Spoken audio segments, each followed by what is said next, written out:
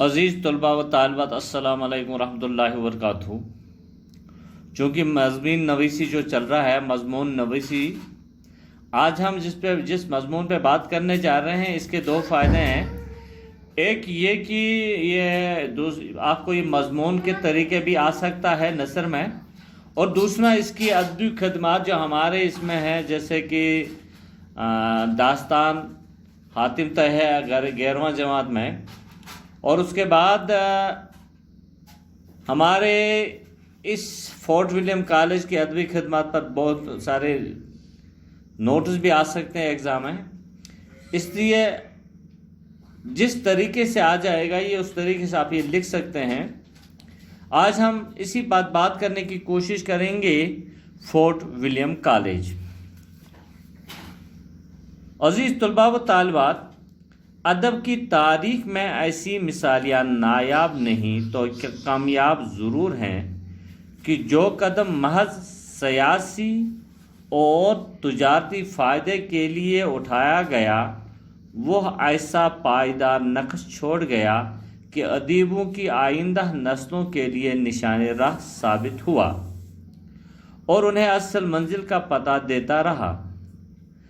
کلکتے میں fort William college اس غرض سے قائم کیا گیا تھا کہ نووارد انگریز افسروں کو دیسی زبانوں سے صرف اس حد تک روشناس کرا دیا جائے کہ انگریزی حکومت کا کام چلانے میں انہیں کوئی دقت محسوس نہ ہو۔ اس وقت اردو زبان میں ایسی کتابیں موجود نہ تھیں جو صاحبان عالی شان یعنی کہ نووارد انگریزوں کو بول چال کی زبان سکھانے میں مدد دے سکے۔ چنانچہ اس دور میں ملک کے گوشے گوشے سے، کونے کونے سے ایسے مصنفوں کو بلا کر کالج میں ملازم رکھا گیا جو نہایت ہی آسان اور عام فہم زبان میں کتابیں لکھ کر نتیجہ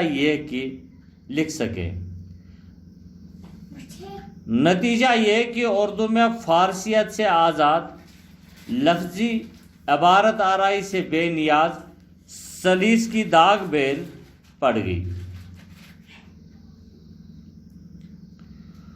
اور اردو نثر کی ترقی کے امکانات روشن ہو گئے۔ چلیے دیکھتے ہیں تاریخ کے آئینے میں کہ کالج کی قیام کی ضرورت کیوں کر محسوس ہوئی۔ کالج کے قیام کا پس منظر یہ ہے کہ ودیشی قومیں ہمیشہ ہندوستان پر قبضہ جمانے اور یہاں کی دولت سے فائدہ اٹھانے کی کوشش میں مصروف رہی ہیں۔ 15ویں صدی عیسوی کے آخر میں پرتگالی سیاح واسکو ڈی گاما ہندوستان آیا۔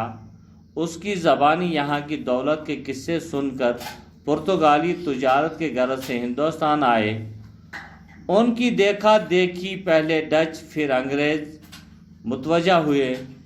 لگ بھگ 1600 عیسوی میں انگریز تاجروں نے ملکہ برطانیہ الزبتھ سے ہندوستان میں تجارت کرنے کا فرمان حاصل کیا۔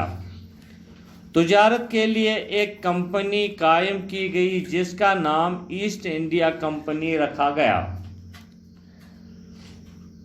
1608 عیسوی میں کپتان ہانکس نے بادشاہ جہانگیر سے سورت کی بندرگاہ میں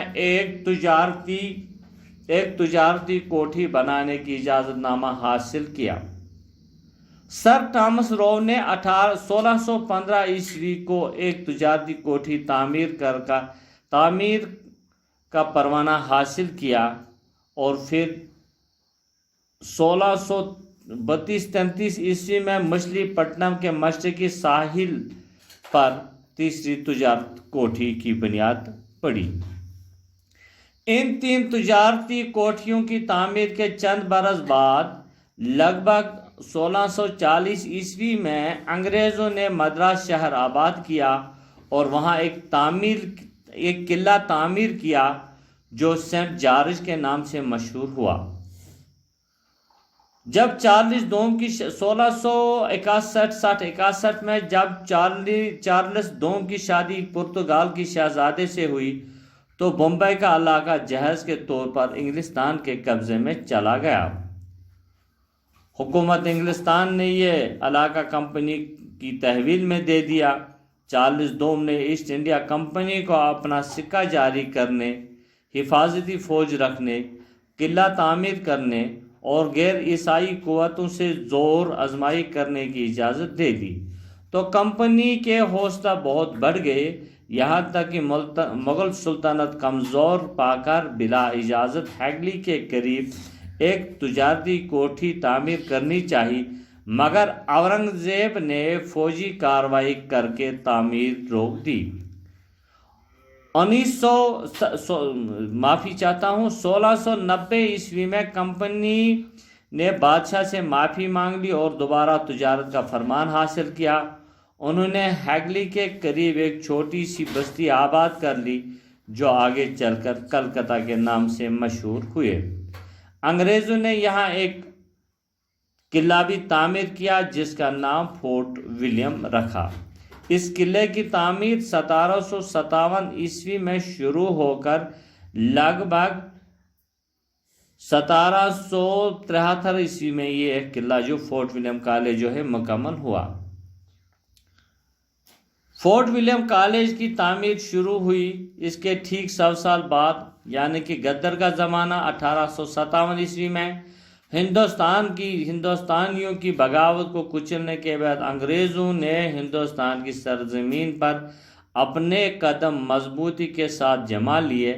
اورنگزیب کی وفات کے بعد مغل سلطنت کا زوال شروع ہو گیا۔ انجام یہ ہوا کہ آخری مغل تاجدار بہادر شاہ ظفر کو گرفتار کر کے رنگون بھیج دیا گیا۔ مغل سلطنت کے اراکین کی جگہ انگلستان سے متواتر ہندوستان پہنچنے والے انگریز افسروں نے لے لی ہے۔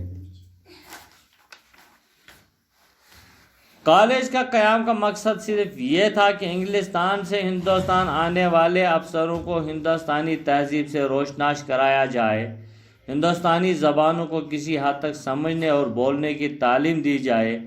کالج کے قیام سے بہت سے انگریزوں کو اس کی ضرورت کا احساس ہو چکا۔ اس وقت سرکاری زبان کا درجہ جو تھا وہ فارسی کو حاصل تھا، بول چال کی زبان ہندوستانی یعنی اردو تھی، اور اس کا جاننا کمپنی کے ملازم کے لیے بہرحال ضروری خیال کیا جاتا تھا۔ اس کا ثبوت یہ ہے کہ مدراس کے کورٹ آف ڈائریکٹرز نے اس قلعے سینٹ جارج مدراس کو مراسلہ بھیجا، جس کے ذریعے اعلان کیا گیا کہ کمپنی کے جو ملازمین فارسی سیکھیں گے انہیں 10 پاؤنڈ، اور جو اس زمانے میں ہندوستان یعنی کہ ہندوستانی سیکھیں گے تو انہیں 20 پاؤنڈ بطور انعام دیے جائیں گے۔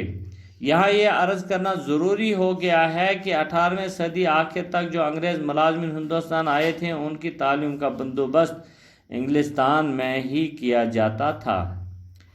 ہندوستان کے پہلے گورنر جنرل وارن ہیسٹنگز جو لگ بھگ 1758 عیسوی تک اس عہد پر فائز رہے، تعلیم کی برکتوں کے بہت قائل تھے۔ ان کی خواہش تھی کہ ہندوستان آنے والے انگریز افسر تعلیم سے بہرہ رو ہو، اعلیٰ اخلاق رکھتے ہو، اور نہ کسی حد تک ہندوستان میں بولی جانے والی زبان سے بھی وہ واقف ہو۔ اس کے بعد جب کلکتہ مدرسہ قائم ہوا تو اسے گورنر جنرل کی سرپرستی حاصل تھی۔ اس مدرسے سے انگریز افسروں نے بھی فیض اٹھایا۔ کالج کا افتتاح جو ہے یہ لگ بھگ 10 جولائی 1800 عیسوی کو کیا گیا، لیکن جب کالج کے ضوابط قلم بند کیے گئے تو کالج کے قیام کی تاریخ پیچھے ہٹا کر 4 مئی 1800 درج کی گئی ہے۔ دراصل یہ تاریخ جو ہے تاریخ سلطان ٹیپو سلطان کی بات میں کر رہا ہوں، سلطانی ٹیپو پر انگریزوں کی فتح کی پہلی سالگرہ کا دن تھا۔ دکن کا یہ شہر انگریزوں کے عزائم کے راستے کا سب سے بڑا کانٹا تھا۔ 4 مئی 1799 عیسوی کو جب سرنگا پٹم میں سلطان ٹیپو کو شکست ہوئی اور مجاہدوں کی لاشوں کے نیچے نیچے شہید سلطان کا مردہ جسم برآمد ہوا اور شناخت کر لیا گیا تو انگریزوں کے کمانڈر خوشی سے ناچنے لگے۔ ایک جو چیخ اٹھے وہ انگریز، اور انہوں نے کیا کہا تھا وہاں پر؟ انہوں نے یہ کہا تھا کہ اب ہندوستان ہمارا ہے، اب ہندوستان ہمارا ہے۔ یہ دعویٰ بے بنیاد نہیں تھا۔ انگریزوں کے لیے اس سے زیادہ اور کس کے واقعے کی اہمیت ہو سکتی ہے؟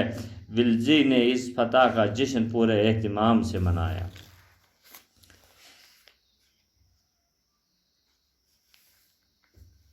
کیونکہ فورٹ ولیم کالج میں ہندوستان کے علاوہ سنسکرت، فارسی، عربی اور بنگالی زبانوں کی تعلیم کا اہتمام کیا گیا تھا، لیکن ہم صرف ہندوستانی زبان کے شعبے کا ذکر کریں گے اور یہ وضاحت کر دینا چاہیں گے کہ اس وقت ہندوستان ملک کے بیشتر حصوں میں عام بول چال کی جو زبان تھی وہ ہندوستانی تھی، یعنی کہ میری مراد ہے اردو سے۔ یہ وہ زبان تھی جس کا نام اردو ہے، اور پھر ضروری ہے کہ پہلے اسی کے نقطے پر روشنی ڈالنی چاہیے۔ غرض و غائب جیسے کہ میں پہلے عرض کر چکا ہوں کہ فورٹ ولیم کالج صرف تازہ نووارد انگریز افسر کو ہندوستانی کی تہذیب اور ہندوستان میں بولی جانے والی خاص زبانوں سے صرف اس حد تک واقف کرایا جائے کہ وہ اپنے ہندوستانی ماتحتوں اور عام لوگوں کی بات سمجھ سکیں۔ تو بچوں، تھوڑا سا تعارف ہم نے دے دیا، اس کے بعد کل آگے بڑھنے کی ہم کوشش کریں گے۔ تب تک کے لیے اللہ حافظ۔